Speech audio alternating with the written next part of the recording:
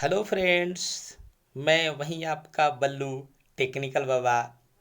आज जो मैं लेके आया हूँ वो बेसिकली एसएमटी पैकेज्ड के बारे में लेके आया हूँ। काफ़ी सारे पार्ट्स होते हैं, कंपोनेंट होते हैं जिसको पैकेजिंग किया जाता है।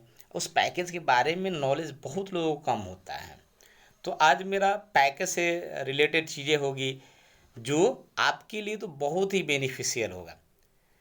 तो जैसे विजुअलाइजेशन के लिए एक बार बता दूं आपको कि ये ना विजुअलाइजेशन के लिए बताया हूँ कि बहुत सारे ही कंपोनेंट होते हैं। आप जितने सारे जानते हो चिप कंपोनेंट के बारे में, चाहे वो रजिस्टर हो, कैपेसिटर हो, ट्रांजिस्टर हो, आईसी हो, क्यूएफपी हो, क्यूएफएन हो, ये सारे चीज़ ही ये नीचे वाला साइड में आप देख रहे होंगे ना, देख रहे हैं रजिस्टर साइज दिया है। मतलब आप समझ सकते हैं नहीं कि बहुत छोटे छोटे साइज से लेके बहुत बड़े बड़े साइज के रजिस्टर भी होते हैं। तो यहाँ एज ए विजुअलाइजेशन सिर्फ आप देख लीजिए कि इस टाइप के होते हैं एसएमटी कंपोनेंट, जिसको असेंबली कहते हैं। अब बेसिकली ना ये चीज़ें हैं ना, ये इंपॉर्टेंट चीज़ें जो अभी मैं आपको बताने जा रहा हूँ, क्योंकि यहाँ पे ना ये चीज़ें ही बताती हैं कि आपका पैकेज साइज क्या है। अब पैकेज की तो कोई ना ना लेंथ विड्थ तो होता है, लेकिन उसकी कोई भी ना यूनिट नहीं होती। तो आम तौर पे ना जो भी होता है ना उसके दो कोड में किया जाता है। बहुत सारी कंपनियां कोड में करती है। क्यों करती हैं? क्योंकि उनका अपना एक कैलकुलेशन चलता है। मैं आज सबको आपको बता रहा हूँ। जैसे एक मैट्रिक कोड होता है, एक इंपीरियल कोड होता है। तो मेरे दोस्त, आप सभी को सिर्फ इंपीरियल कोड के बारे में सोचना है। Metric code as for company अपने लिए यूज करती हैं, जिससे उसी पार्ट में वो लेंथ विड्थ और थिकनेस सब समझ जाती हैं, उसको कैटेगराइज कर देती हैं। तो जैसे यदि मैट्रिक कोड और इंपीरियल कोड की बातें करें तो एक बार हम देखते हैं इसमें क्या होता है। एज ए फॉर एग्जाम्पल देख लेते हैं। जैसे मान लीजिए कि हमने कंसिडर कर लिया कि एक साइज कोड है, ऐसे ना इंपीरियल पता है ना मैट्रिक पता है, और वो है 0805 का। तो 0805 का जो होगा ना उसको इंपीरियल कोड में ऐसे बोलेंगे। कैसे लिखेंगे? ये 0.08 यानी इसके दो और दो लेंथ और विड्थ होगा, और इंच में वैल्यू आएगी। इंपीरियल कोड की ध्यान रखो, हमेशा इंच में वैल्यू आती है। और सेम एज इट इज बोला जाएगा मैट्रिक कोड में। मैट्रिक कोड में तो ये एमएम में आती हैं, ये एमएम में आती हैं। लेकिन एक चीज़ याद रखो, इसको कभी आप पैकेज को एमएम में न बोलना, क्योंकि ये इंपीरियल कोड होता है। इसकी वैल्यू कैलकुलेट करेंगे तो कुछ अलग ही आएगी। तो मेरे दोस्त, इसको नहीं बोलना है, ठीक ना? बोलना।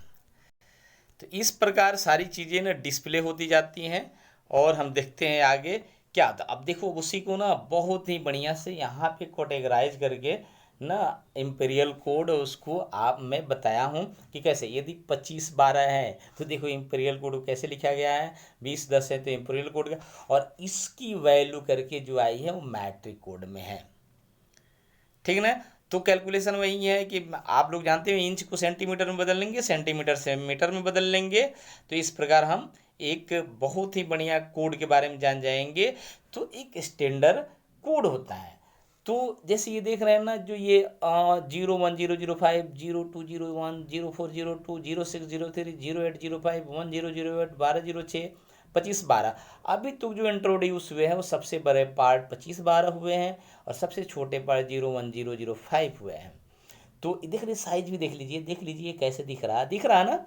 ये देखिए इतना छोटे से, मतलब इतना छोटा ये पार्ट है कि आप अभी करेंट में जहाँ भी आप काम कर रहे हो वहाँ पे 0402 ही यूज होता है। तो अब देखिए जैसे ये आता कैसे है, देखो ना, आपको भी पता होगा कि एसएमटी पार्ट दो तरीके से बनाए जाते हैं, ठीक ना? तो हर एक चीज़ में ना एक अपना टॉलरेंस वैल्यू भी होता है। टॉलरेंस वैल्यू एसएमटी कोड होती है, उसका टॉलरेंस वैल्यू होता है।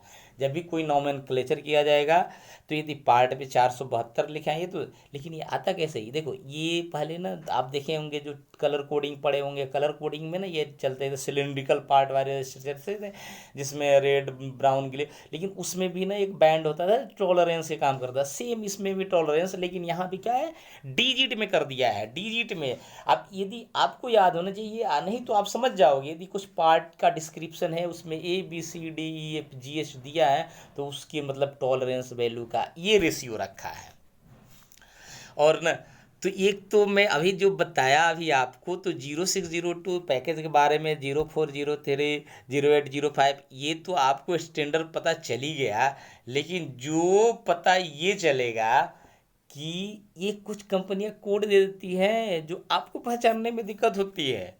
तो समझ लो कि जहाँ पे ETDP लगा लिखा होगा वो 0402 का होगा, GTD लिखा होगा 0603 का होगा, ATD होगा 0805 का होगा, BTD होगा 1210 को, ऐसे बहुत सारे हैं। और आपके नॉलेज के लिए बता दूं कि जब भी इस सब की जब वैल्यू निकालते हैं ना, तो या तो वो पीको में आती है या नैनो में आती है या माइक्रो में या मिली या किलो मेगा गीगा टेरा। तो पीको नैनो माइक्रो और मिली में मोस्टली कैपेसिटर को मेजर किया जाता है, लेकिन किलो मेगा गीगा और टेरा में रजिस्टर को मेजर किया जाता है।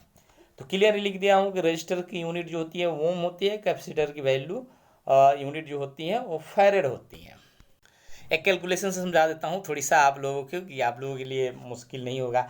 जैसे मान लीजिए 472 है ना, एक कंपोनेंट को दिखाया हूँ, बाकी ये भी समझ लीजिए ना, जो इस रो में है, जो इस सारे रो में है, इस वाले में वो सारे समझ लीजिएगा इस तरह किसी किसी का वैल्यू होगा।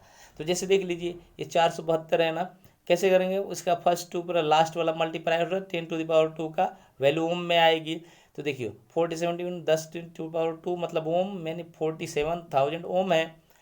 अब चूंकि ओम ऐसे आप बोलोगे कि 4700 ओम का मैंने रजिस्टर लगा रखा है, सही है, बिल्कुल सही है, वैल्यू वाइज भी सही, लेकिन सुनने में थोड़ी और सा लग रहा है, क्योंकि आप उसी को बोल देंगे 4.7 किलो ओम का रजिस्टर है तो अच्छा लगेगा। जैसे मान लीजिए एक और वैल्यू ले सकते एग्जाम्पल के लिए, जैसे 126 है, 126 ओम का कोई रजिस्टर है जिसके ऊपर ये पार्ट नंबर लिखा हुआ है। तो देखिए 12 × 10⁻⁶, यहाँ पे देखिए कितने आ रहे हैं, लगभग 6 टाइम्स जीरो आ रहे हैं। तो इसको बोलोगे ऐसे कि ये तो बाई कितने मिलियन बिलियन का ओम में है, तो ये अच्छा नहीं है। लेकिन इसी के पावर मेगा में यदि हम बता दें, 10⁻6 से डिवाइड कर दे तो मेगा में, तो देखिए 12 मेगा ओम। एक सबसे यहाँ यूनिट चीज़ जो देखने वाली है वो चीज़ ये है कि जो ये आर आर आर ना बहुत ही, यहाँ पे वैल्यू इसका कैलकुलेट नहीं कर सकते हैं। आर बड़ी छोटी क्वांटिटी होती है जिसको डेसिमल नोटेशन के लिए यूज करते हैं। तो ये जितने सारे मैंने कैलकुलेशन बताया, सेम ऐसा सिरेमिक कैपेसिटर का भी होता है, कैपेसिटर का भी होता है और रजिस्टर का होता है। कैपेसिटर में ये वैल्यू डायरेक्ट लिखा रहता है तो हम वैसे पहचानते हैं, क्योंकि उस पर ये वैल्यू पार्ट पे नहीं लिखा रहता। लेकिन एक चीज़ मैं आपको ये चीज़ बताता हूँ कैपेसिटर के बारे में, आपने मोस्टली ये चीज़ देखा भी होगा कि इस तरह के लिखे होते हैं GCM 1 125 RD16। मैं ना आपको इसको तोड़ के बताया हूँ कि कंपनियां ना कैसे इसका नाम अपने आप रखती हैं, और ये चीज़ ना सिर्फ आप ही जान पाओगे, और ये आपके लिए बहुत प्रॉफिटेबल है। कहीं भी जाओगे कैपेसिटर दिखेगा ना तो उसमें जो इस तरह लिखे रहते हैं। तो जो GCM फर्स्ट रिलीज सीरीज का होता है, ये जो 1.5 आगे वाला वो डायमेंशन है जिसमें लेंथ विड्थ होते हैं, 5 थिकनेस होता है उस कंपोनेंट की, एक कंपोनेंट की। 5C जो है वो टेम्परेचर कैरेक्टरिस्टिक होता है। 1H जो है रेटेड वोल्टेज होते हैं। असली यही है, 8R0 है ना, यही उस कैपेसिटर की वैल्यू है। और तो 8R0 इसके आगे D, ये DAKG जो भी मैंने रजिस्टर में वैल्यू बताया ना टॉलरेंस, वो सारे टॉलरेंस वैल्यू हैं। इस तरह बहुत सारे आएंगे जो ABCD तक हो सकते हैं, Z तक हो सकते हैं।